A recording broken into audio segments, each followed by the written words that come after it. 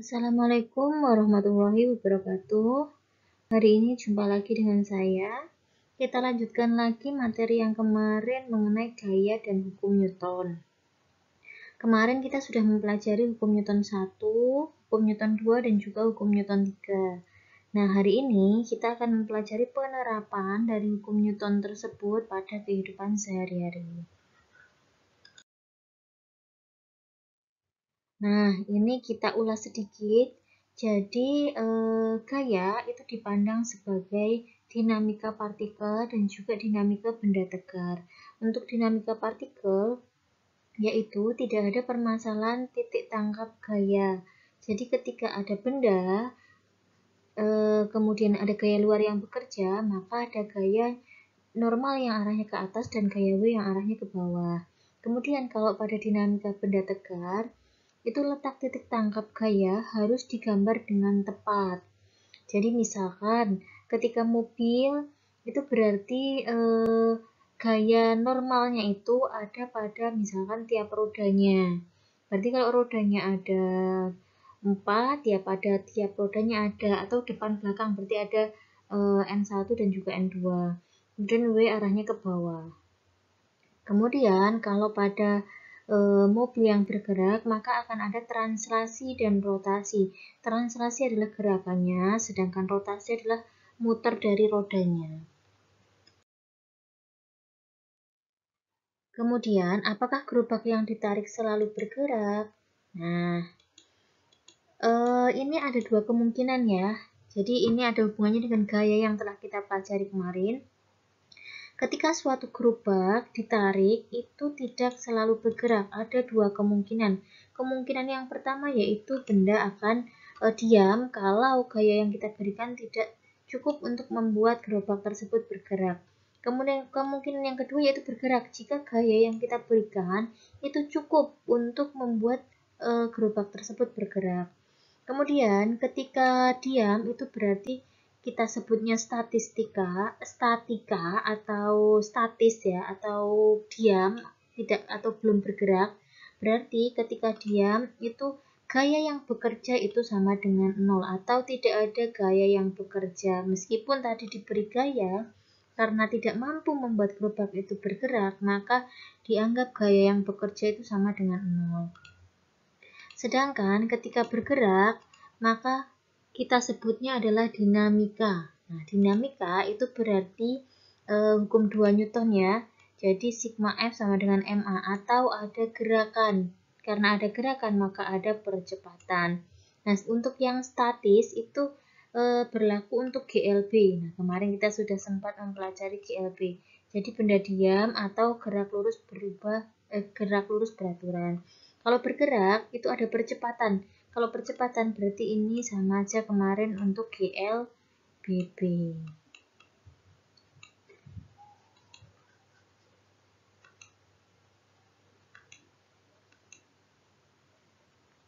Ini ya, kalau GLB itu berarti lurus V-nya konstan. Nah, itu berarti GLB. Kemudian percepatannya 0. Kalau untuk yang dinamika,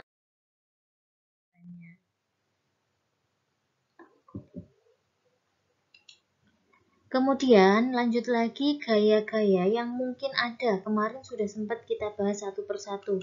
Jadi ada gaya luar atau F, kemudian gaya berat atau W, kemudian ada gaya tegangan tali atau T besar, gaya normal N, gaya gesek F, dan juga gaya sentripetal. Nah, pertama kita bahas dulu gaya berat. Kita ulangi lagi. Kemarin gaya berat itu yaitu gaya tarik bumi pada benda. Jadi gaya berat ini muncul karena pengaruh dari gaya tarik dari gravitasi bumi. Menyebabkan benda jatuh ke bawah. Jadi W arahnya selalu ke bawah. Kemudian W muncul karena adanya massa atau M. Arah selalu vertikal ke bawah. Nah, besarnya W itu sama dengan M kali G. Dengan G nilainya adalah 10 meter per sekon kuadrat.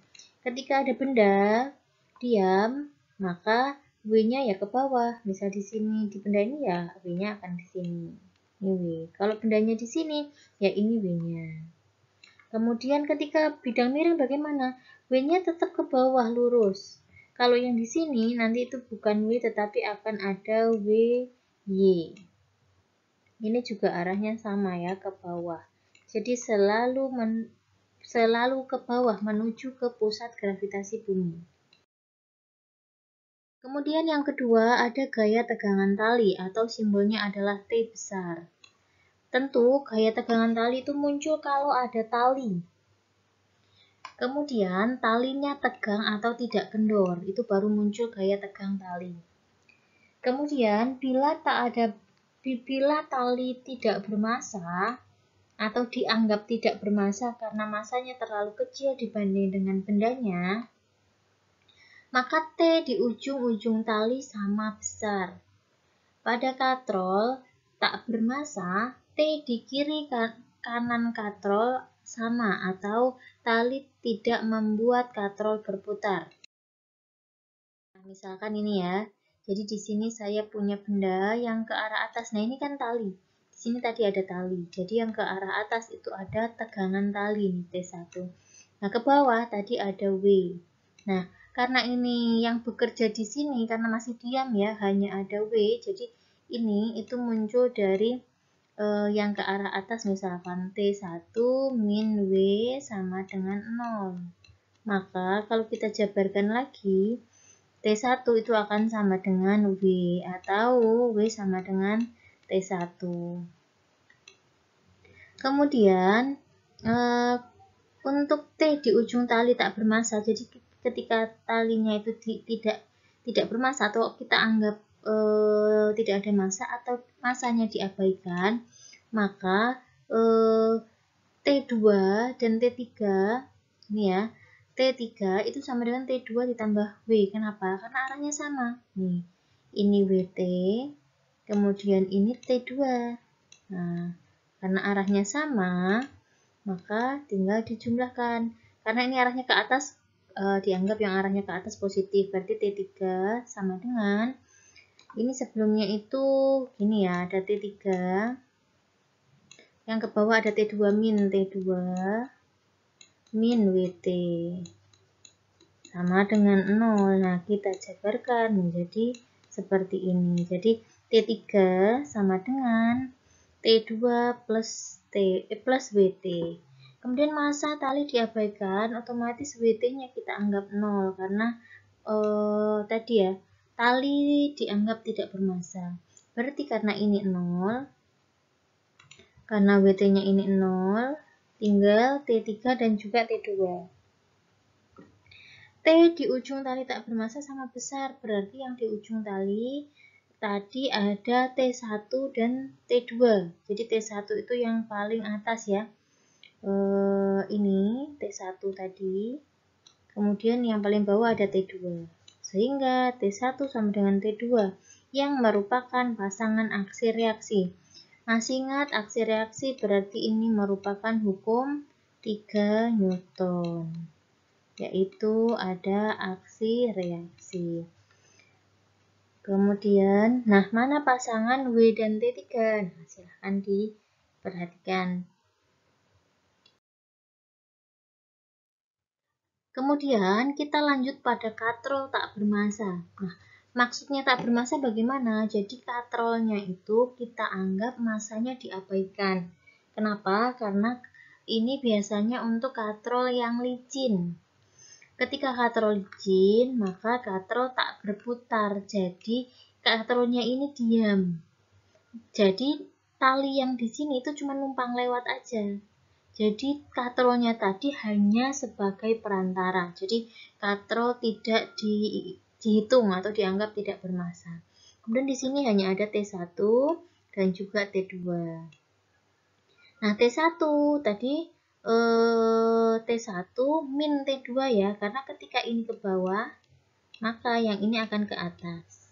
Nah, jadi karena arahnya berbeda, jadi kalau saya tulis berarti T1 ya, karena ke bawah misalkan yang bergerak ke arahnya T1 min T2 sama dengan 0. Berarti sama dengan ini atau T1 sama dengan T2. Kemudian saya lanjut untuk katrol dan hukum 2 Newton. Nah, misalkan saya punya katrol, kemudian ada dua benda yang menempel pada katrol tersebut. Katakanlah M1 dan M2. M1 pasti punya W1, M2 punya W2. Arahnya kemana? Selalu ke bawah. Kemudian massa katrol diabaikan ya, jadi kita tidak ikut menghitung massa katrol. Nah, kita asumsikan di sini M2 lebih besar daripada M1. Karena M2 lebih besar daripada M1, akibatnya M2-nya ini akan turun, kemudian M1-nya naik. Jadi arahnya nanti ke sini.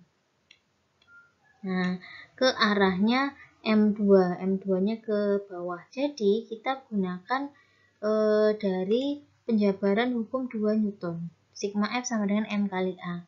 Kemudian kita lihat gaya yang bekerja di sini apa saja. Oh, ada W karena arahnya tadi ke sini ya, ke bawah. Berarti yang positif yang searah dengan W2.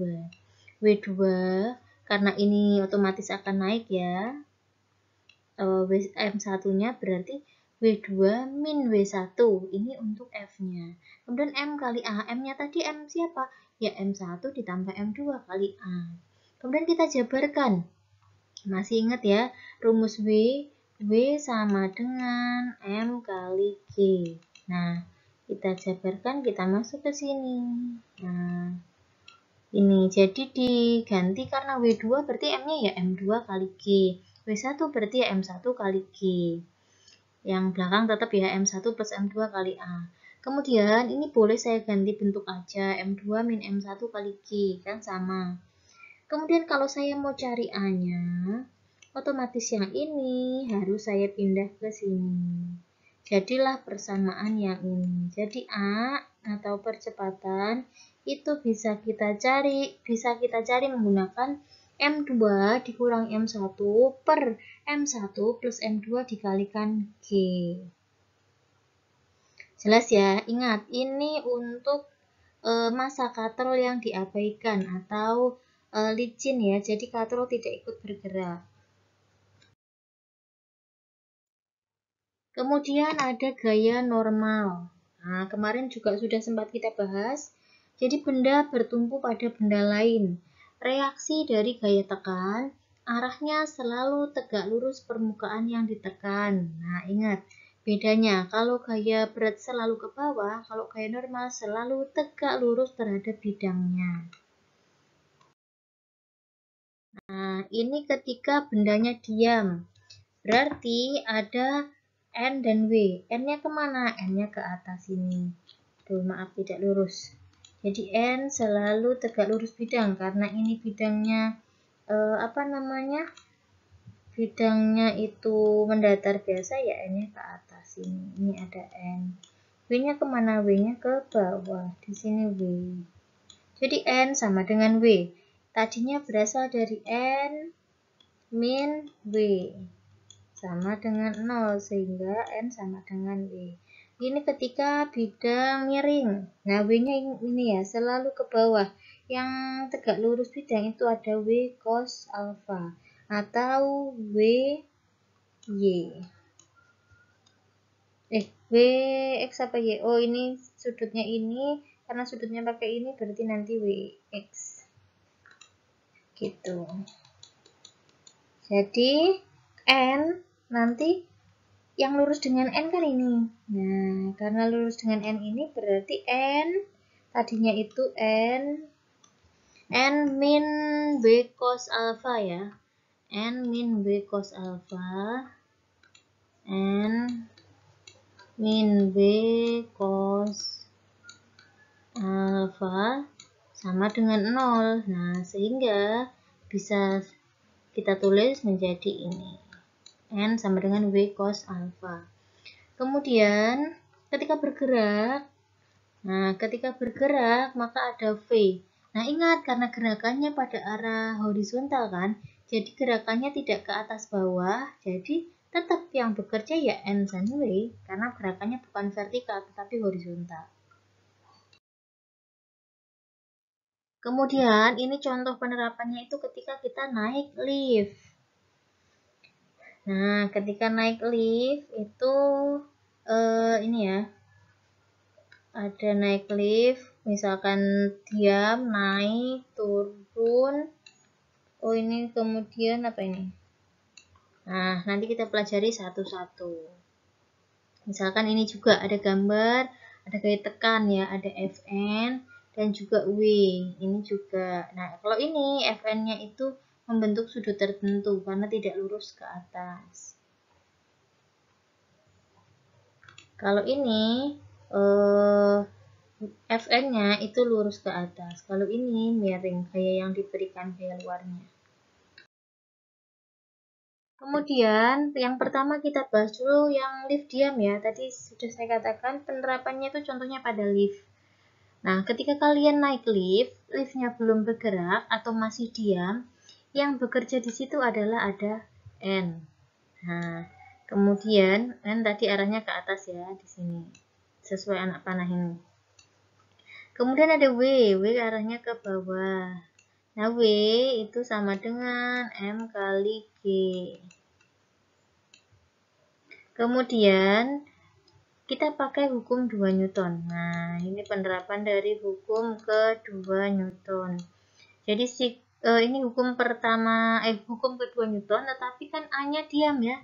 Jadi sigma F sama dengan AM kali A. Nah, karena A-nya ini sama dengan 0, karena belum bergerak, maka sigma F sama dengan 0. Jadi bukan lagi hukum kedua Newton, tetapi yang berlaku adalah hukum 1 Newton. Karena belum bergerak.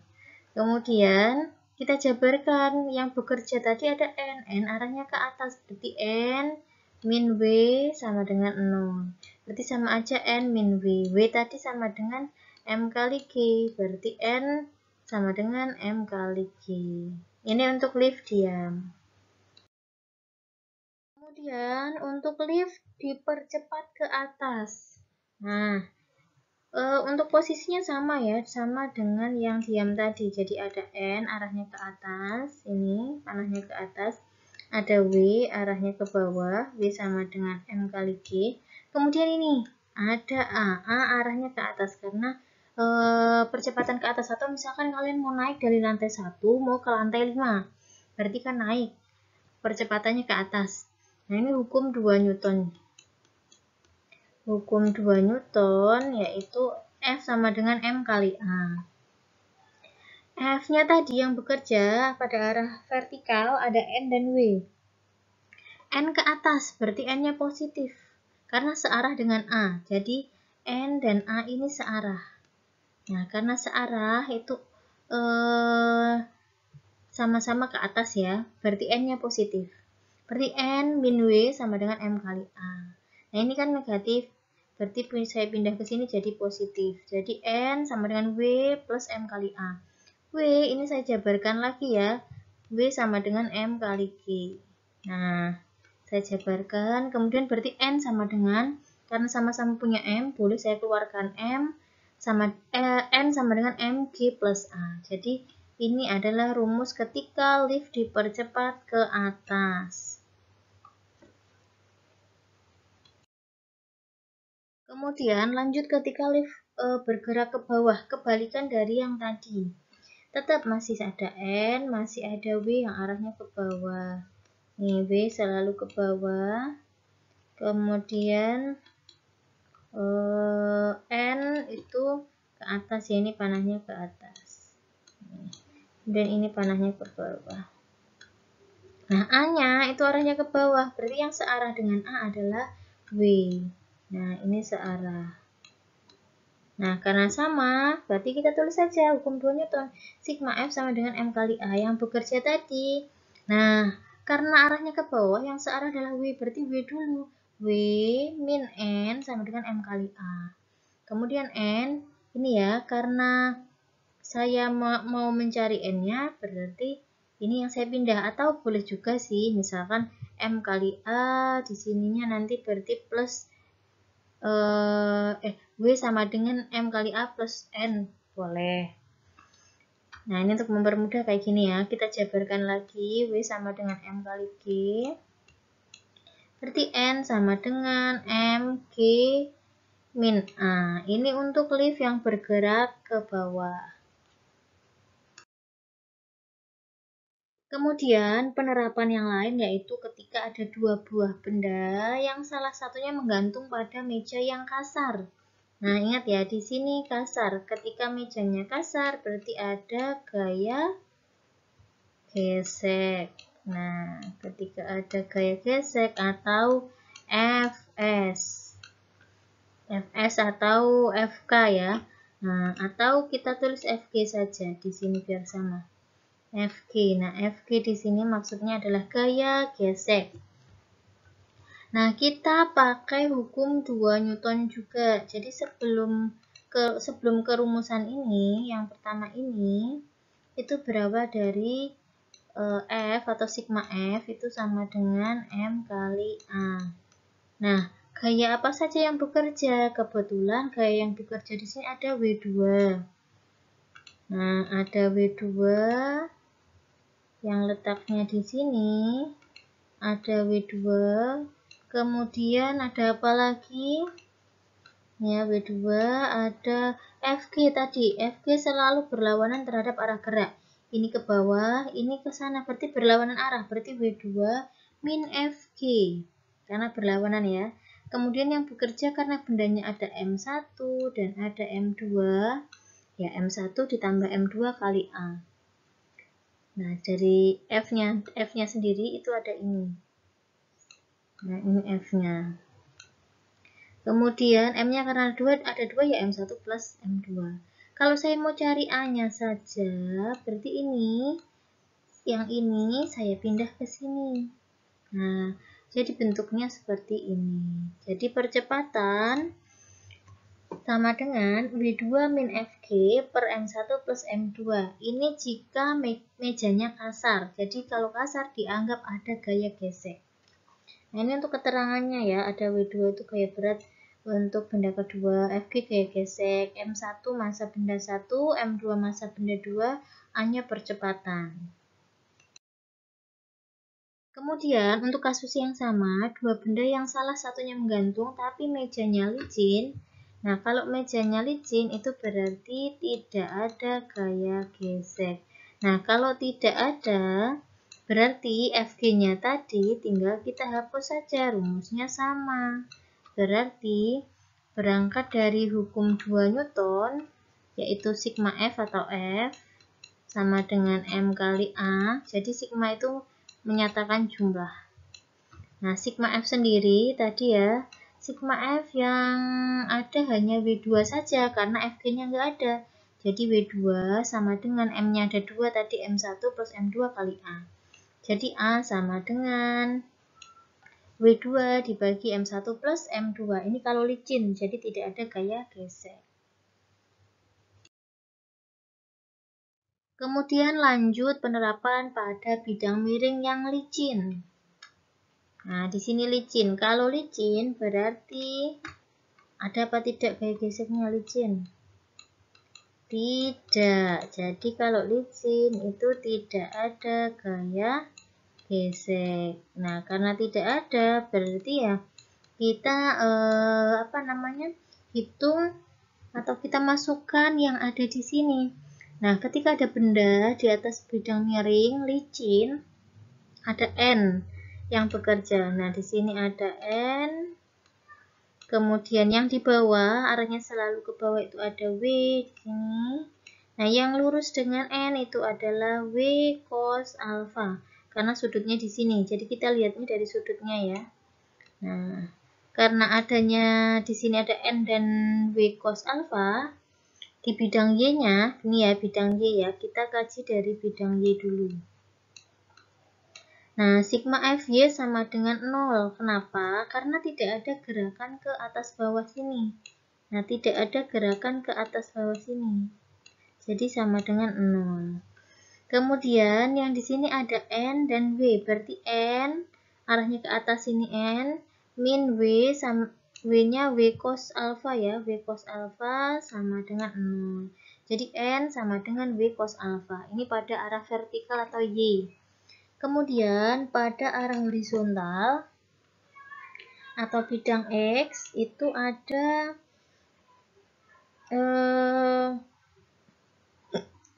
W sin ya, ini nih. Nih ada W sin alfa. Ya sudah, berarti W sin alfa karena tidak ada gaya lain yang bekerja selain itu sama dengan M kali A. Kita masuk ke sini. Berarti W tadi karena W sama dengan M kali G, kita masukkan saja.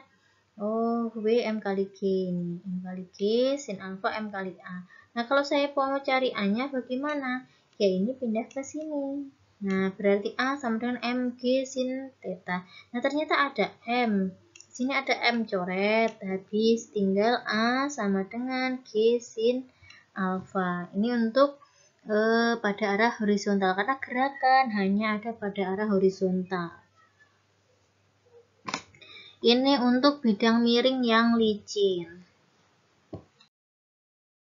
Kita lanjut lagi pada bidang miring yang kasar. Kalau yang kasar berarti ada gaya gesek ya. Nah, karena ada gaya gesek berarti kita kaji yang ada di sini. N arahnya ke atas. Yang ke bawah ada W, berarti yang lurus dengan N itu adanya W cos alfa karena alfanya di sini.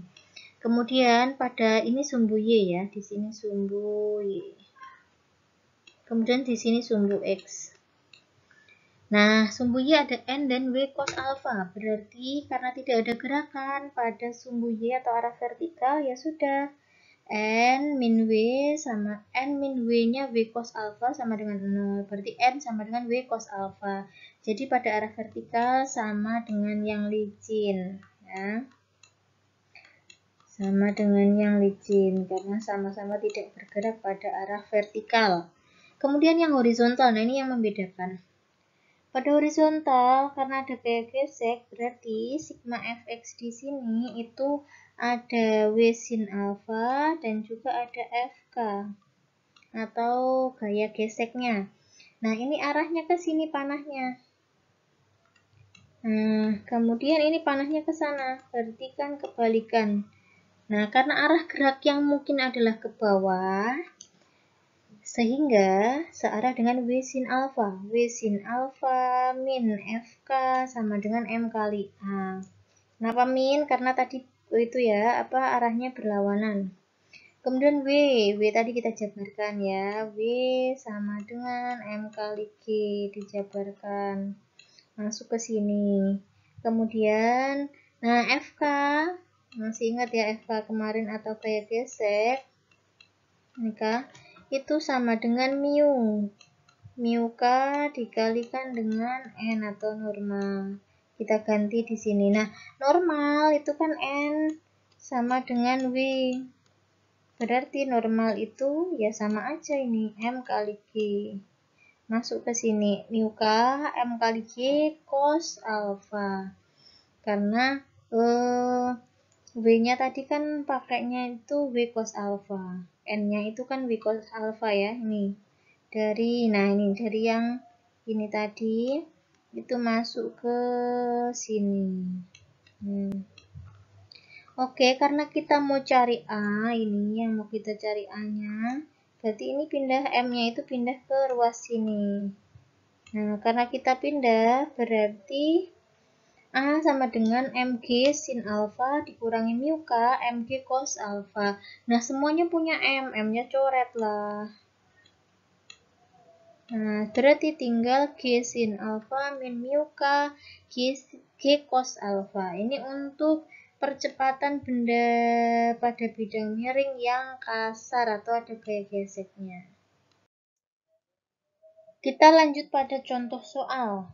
Nah, di sini misalkan Abi menarik beban dengan bantuan katrol seperti pada gambar A di bawah ini. Ini gambar yang A, yang sebelah kiri. Pada saat gaya yang diberikan F 125 Newton, ternyata beban dapat terangkat dengan kecepatan tetap. Kita pakai G-nya 10 meter per sekon kuadrat. Jika gaya gesek katrol dan massa tali dapat diabaikan, maka berapakah massa beban tersebut? Jadi di sini ada T ya dari tegangan tali ini. Nah, T ini sebanding dengan F-nya, V-nya tadi tetap, dan ada W. Kemudian F-nya diketahui tadi 125 Newton. Nah, pembahasannya, sigma F sama dengan 0. Nah, karena tidak bergerak ke arah vertikal ya tadi. Berarti T min W sama dengan 0. Tadi kan T sama dengan F. Berarti T-nya kita ganti dengan F, W sama dengan M kali G. Kita ganti M kali G. Nah, G-nya tadi 10. Kita masukkan 10. Nah, ketemu 10M sama dengan 125. Kita mau cari MM berarti 125 dibagi 10. Ketemu masanya 12,5 kg. Sampai sini sudah jelas? Terima kasih atas perhatiannya. Nah, jika masih ada yang belum jelas bisa ditanyakan. Nanti setelah ini kita latihan soal. Kemudian ada tugas untuk kalian. Terima kasih. Assalamualaikum warahmatullahi wabarakatuh.